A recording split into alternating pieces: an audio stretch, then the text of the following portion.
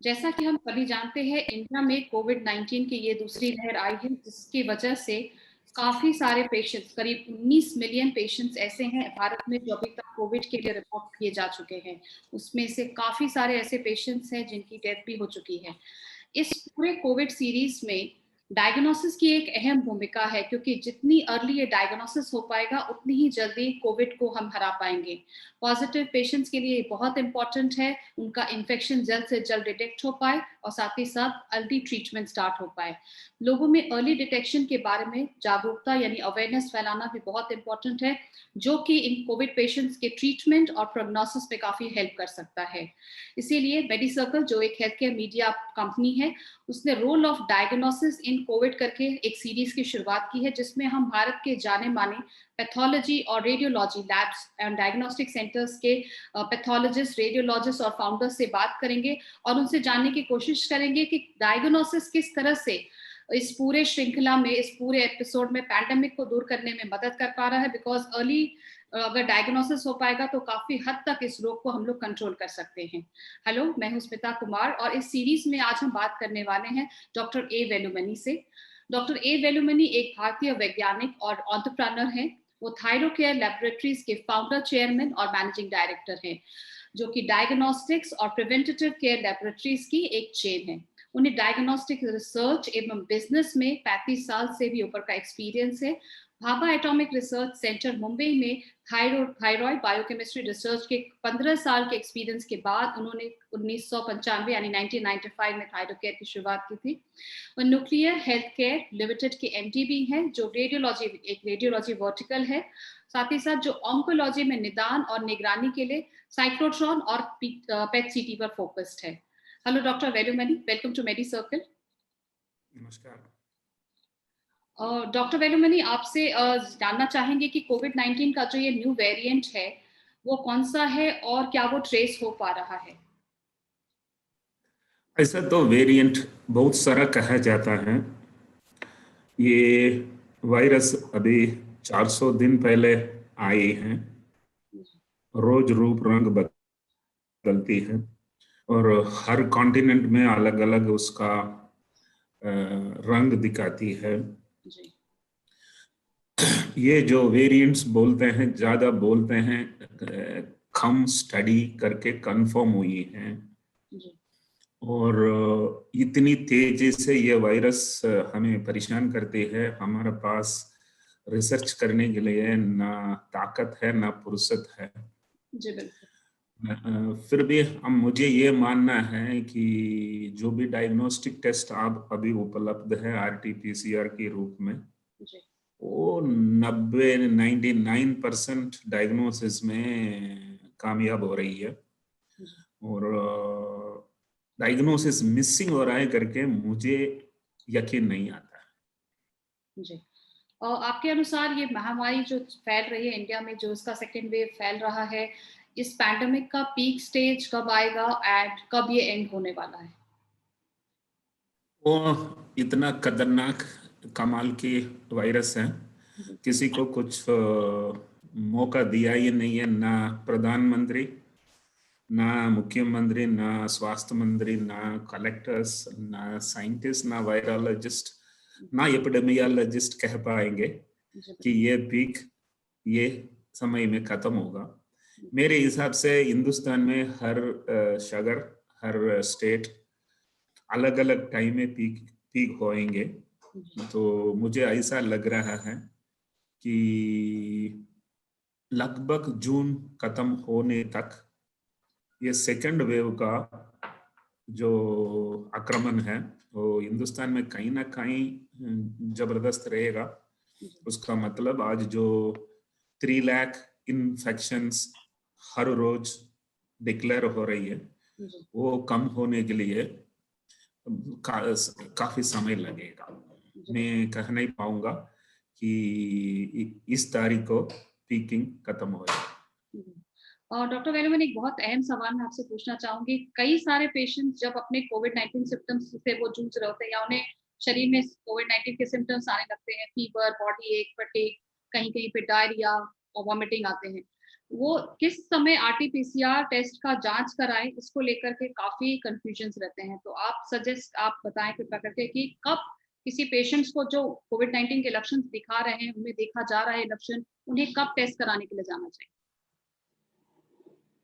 ये भी कमाल है इस वायरस का, जी, जो सिम्टम्स इसके लिए दिखाई देता है जी, वो ये एकदम माइल्ड कभी होता है, ये एकदम सीरियस बहुत समय पर होता है। जी, तो जब ये सिम्टम्स माइल्ड होता है और ये पॉजिटिव आएगा, लोगों को ऐसा कहना है कि मुझे सिम्टम्स नहीं है, पॉजिटिव आ गया। जी, और बहुत सारा सिम्टम्स कॉमन सिम्टम्स है, वो कोविड स्पेसिफिक नहीं है। तभी लोग कंप्लेंट करते हैं मेरा सिम्टम्स है लेकिन नेगेटिव है। जी, बिल्कुल। ये एक नोबेल प्राइज जीतने का एक टेक्नोलॉजी है। जी, ये हाँ बोल दिया तो हाँ ही है, जी, उसमें कोई और सुप्रीम कोर्ट उसके ऊपर है ये नहीं है। तो मैं ये कहूंगा कि टेक्नोलॉजी में कुछ डाउट करने के लिए जरूरत नहीं है। और ऐसा भी है कि ये पॉजिटिव होने से ट्रीटमेंट काफी कुछ निर्भर होता है, क्योंकि कोविड के लिए आज तक ट्रीटमेंट है ही नहीं है। जो भी रेमडेसिविर बोल रहा है, जो भी बोल रहे हैं, ये सब नॉन स्पेसिफिक ट्रीटमेंट है। जी, जानना बहुत जरूरी है, क्योंकि 1000 में एक तो मर जाता है, जी, तो संभालना होता है और दूसरों को बचाना होता है, परिवार वाले, ऑफिस वाले को। तो जानना जरूरत है। और जी, पॉजिटिव है तो पॉजिटिव ही है, उसमें कुछ उसका बाद डाउट करने की जरूरत नहीं है। जी, और भी एक ये वायरस की कमाल है कि कल तक पॉजिटिव था, आज नेगेटिव हो गया, हो नहीं है। कल में नेगेटिव था लेकिन आज पॉजिटिव हो गया, हो नहीं है। तो ये बहुत सारा कंफ्यूजन पैदा कर रहा है। व्हाट्सएप यूनिवर्सिटी को बहुत मदद मिलती है। जी, बिल्कुल। व्हाट्सएप पे इतने तरह के मैसेजेस आ रहे हैं, अगर आप उनको देखें तो तरह-तरह के कन्फ्यूजन्स ही क्रिएट हो रहे हैं। इसलिए मैं इस तरह की सीरीज़ हम लोग के लेके आ रहे हैं, ताकि ज़्यादा से ज़्यादा अवेयरनेस फैल सके और जो इन्फॉर्म्ड सोर्सेज़ है, जो रिलायबल सोर्सेज़ है, उन्हीं पे ट्रस्ट किया जा सके। और doctor Velumani, post Covid conditions के कुछ जाने-माने मैनिफेस्टेशंस क्या हैं? कोविड लगभग 99% लोगों को कुछ ज्यादा असर नहीं होता है। 3 दिन 4 दिन बुखार जैसा, फ्लू जैसा निपट लेते हैं। जी, ऐसा भी लोग होते हैं जिसको थोड़ा ऑक्सीजन की कमी महसूस होते हैं। जी, उसका मतलब लंग्स कमजोर हुई हैं। जी, कभी वेंटिलेटर तक जाके, कभी वेंटिलेटर में 10 दिन भी रोकना पड़ता है। उसका मतलब जितना आप हॉस्पिटल की हवा खाया, उतना आपके लंग्स के ऊपर असर पड़ा, डैमेज हुआ। जी, और ऐसा भी बोला जाता है बहुत सारा सिस्टम्स को ये कोविड परेशान करते हैं। जी, तो मुझे ऐसा लग रहा है कि 1% लोगों को काफी परेशान कर देते हैं, जी, 99% लोगों को बिल्कुल माफ कर देते हैं। बिल्कुल, बिल्कुल। और जैसे कि 97 से 98, 99% पेशेंट्स बिल्कुल ही ठीक हो जा रहे हैं माइल्ड इन्फेक्शंस के साथ भी। और कुछ ऐसे 1 टू 2% पेशेंट्स हैं जो कोमॉर्बिडिटीज़ होने के साथ भी और बहुत सारे कॉम्प्लिकेशंस की वजह से कोविड से हार जा रहे हैं। एक और सवाल यहाँ पे शामिल करना चाहूँगी डॉक्टर वेलुमनी, कि आरटी-पीसीआर जब पॉजिटिव हो जाता है तो 6-7 दिन जो इसका जो हम लोग स्टेजेस मान रहे हैं, like first stage 1 to 5 days और 6 days, and second stage would be around 6 days to 12, 6 to 12 or 6 to 14 days.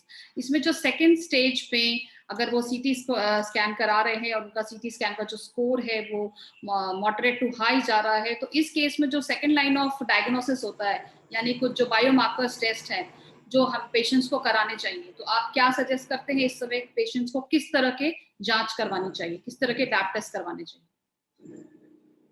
सीटी मतलब इसमें दो चीज होती है। एक cut off value of RTPCR का होता है। लोगों को मानना है 30 का नीचे रहेगा कमजोर है, 30 के ऊपर रहेगा तो थोड़ा जी, सावधान रहना है। ये क्वालिटेटिव टेस्ट है, लेबोरेटरी चलाता हूँ। मैं कहूँगा कि उस नंबर पर ध्यान मत दीजिएगा। पॉजिटिव मतलब पॉजिटिव है, नेगेटिव मतलब नेगेटिव है। और ये जो फेसेस बोला जाता है, ये भी हर पेशेंट के लिए एक ही जैसा फेसेस नहीं होते हैं।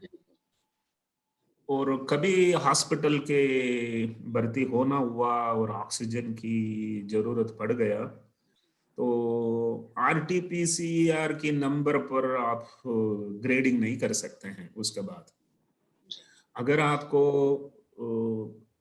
बहुत सारा हेल्थ कॉम्प्लिकेशंस है, तो ये एक सीटी स्कैन होता है जो बताता है लंग्स की असर इस कोविड की वजह से कितनी हुआ है।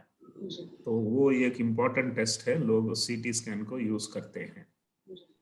और बहुत सारे लोग ये डी डाइमर, IL-6 और CRP, फेरिटिन, ये यूज इसलिए कर रहा है कि इसका नंबर बढ़ता ही जा रहा है, तो उसका मतलब कोविड की आक्रामण बढ़ रही है।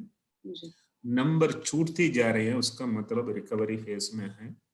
सो ये जो इन्फेक्शन मार्कर्स हैं, ये काफी काम में आएगा। RT-PCR पहले आपको टिक्का लगाता है कि आप कोविड पेशेंट है, उसका बाद RT-PCR का ज्यादा कुछ मतलब नहीं है। और आखिर जब ये सब कुछ हो गया, एक नेगेटिव बोलता है आप बच गया। तो entry is after RT-PCR, exit is after RT-PCR, in between RT-PCR का ज्यादा कुछ मतलब नहीं। जी बिल्कुल। जैसे थायरो केयर के ब्रांचेस ऑल इंडिया में है, आप कई पेशेंट्स को ट्रीट कर रहे होंगे, बहुत सारे पेशेंट्स आपके लैब में आकर के डायग्नोस्टिक टेस्ट करा रहे हैं। तो डॉक्टर वेलुमणि, आपका पर्सनल एक्सपीरियंस कैसा रहा है कोविड पेशेंट्स को डील करने में? ऐसा तो हम ट्रीटमेंट तो नहीं करते हैं, हम ज़्यादातर पेशेंट की सामना ज़्यादा नहीं करते हैं। आप शायद नहीं जानते होंगे, हम एक बैक एंड लेबोरेटरी है। हम उस हॉस्पिटल लेबोरेटरी को सपोर्ट करते हैं जिसको कॉस्टली इंस्ट्रूमेंट खरीदना वॉल्यूम नहीं होता है। तो हमारा एक B2B बिजनेस है। आज तक 14 लाख पेशेंट का RT-PCR कर चुके हैं, लेकिन ये पूरा 14 लाख छोटे बड़े लैब में, हॉस्पिटल में आए हैं और हम टेस्ट किए हैं। तो हमारा डायरेक्ट एक्सपीरियंस पेशेंट के साथ है ये नहीं है, लेकिन मैं एक businessman, entrepreneur, scientist, common man, सभी का रूप से मैं मेरा मन में ऐसा एक पिक्चर है कि लोग डरे हुए हैं, बीते हुए हैं, और वर्ड कोविड सुन के बहुत सारे लोग कोलैप्स होते हैं, और हॉस्पिटल में जल्दी जाएगा बच जाएगा करके हॉस्पिटल में बहुत भीड़ लगाते हैं। उनको ये नहीं पता कि 1000 में एक ही परेशान में होते हैं। उनको ये भी नहीं पता ट्रीटमेंट स्पेसिफिक कुछ है ही भी नहीं है। तो सबको उतना पेशेंस नहीं है सोचने के लिए, और अड़ोस पड़ोस में लोग भी उन आपसे शायद कभी शक्ल नहीं मिलाएंगे 1-2 महीना होने के बाद भी। वैसा कोविड की एक नेगेटिव इम्पैक्ट हुई है। ये सेकंड वेव थोड़ा ज्यादा ही खतरनाक है, और लोग डरे हुए हैं। सरकार को भी हॉस्पिटलों में फैसिलिटीज, बेड्स प्रोवाइड करना है। तो सबको ये सुनामी जैसा पकड़ लिया है। ना सरकार जवाब दे सकता है, ना एडमिनिस्ट्रेशन जवाब दे सकता है। मुझे ये मानना है कि जैसा समर खत्म होएगा, मैं लॉजिकली नहीं बोल रहा हूँ, साइंटिफिकली नहीं बोल रहा हूँ, मेरा मन कह रहा है कि सिर्फ 1 महीने के अंदर ये कंट्रोल में आनी चाहिए। इट्स नेचर, जो भी ऊपर जाता है वो नीचे आना ही है। तो सब कुछ ठीक होनी चाहिए, लेकिन सावधान, तीसरा पीक भी कहीं हो सकता है। हम लोग भी बिल्कुल यही आशा करते हैं डॉक्टर वेलुमणि कि कहीं ना कहीं जाकर के ये सेकेंड वेव थमे और लोगों को रेस्पाइट मिल सके। जिस तरह के मोर्टालिटी रेट नहीं है, फिर भी चूंकि इसके इतने रूप बदल रहे होते हैं, म्यूटेंट्स उनके वेरिएंट्स बदल रहे होते हैं, स्पेसिफिक लाइन ऑफ ट्रीटमेंट नहीं होने की वजह से, फ्लक्चुएशंस इन ट्रीटमेंट की वजह से कहीं हद तक लोगों को ये समझ में नहीं आ रहा है कि वो इसे कैसे डील करें। चलते-चलते आपसे एक आखिरी सवाल ये पूछना चाहूँगी डॉक्टर वेलुमनी कि वैक्सिनेशन को लेकर के आपकी क्या राय है? बहुत सारे ऐसे भी लोग हैं जो पहले फर्स्ट फेज़ में वैक्सिनेशन के दौरान उन्होंने वैक्सिनेशन नहीं लिया, लेकिन भारत सरकार हर तरह से वैक्सिनेशन को प्रमोट कर रही है। वैक्सिनेशन एक ऐसा ज़रिया है जिसके थ्रू हम लोग बिल्कुल कोविड से बच सकते हैं या उसे हरा सकते हैं। जिनको भी पॉजिटिव इवन वैक्सिनेशन डोज देने के बाद भी अगर वो पॉजिटिव हो रहे हैं तो माइल्ड इन्फेक्शंस के बाद ठीक हो जा रहे हैं। इस संदर्भ में आप क्या कहना चाहेंगे? हमारे पेशेंट्स को जो भी ये वीडियो देख रहे हैं उन्हें क्या एडवाइस देना चाहेंगे? ऐसा तो वैक्सीनेशन चाहिए करके 400 दिन पहले ही महसूस हुआ है। और ऐसा तो हिंदुस्तान में भी 2 कंपनियां सफल हो चुके हैं। जी। मुझे यही कहना है कि सिर्फ क्यों 2 ही कंपनियां, जब 135 करोड़ आबादी को 2 डोज देने में हमें इतना डोज तो लगेगा करके अनपढ़ आदमी भी बोल सकते हैं। तो हमने अपना वैज्ञानिक को अपना प्राइवेट सेक्टर में, गवर्नमेंट सेक्टर में जो भी साइंटिस्ट है उनको उस पर ध्यान देने के लिए नहीं बोला कि वैक्सीन चाहिए। और वैसा तो 2 वैक्सीन आया तभी थोड़ा वेव बहुत हमें राहत दे दिया। तो हमने सोचा चलो एक्सपोर्ट करके नाम कमा लेंगे, वो भी गलत था।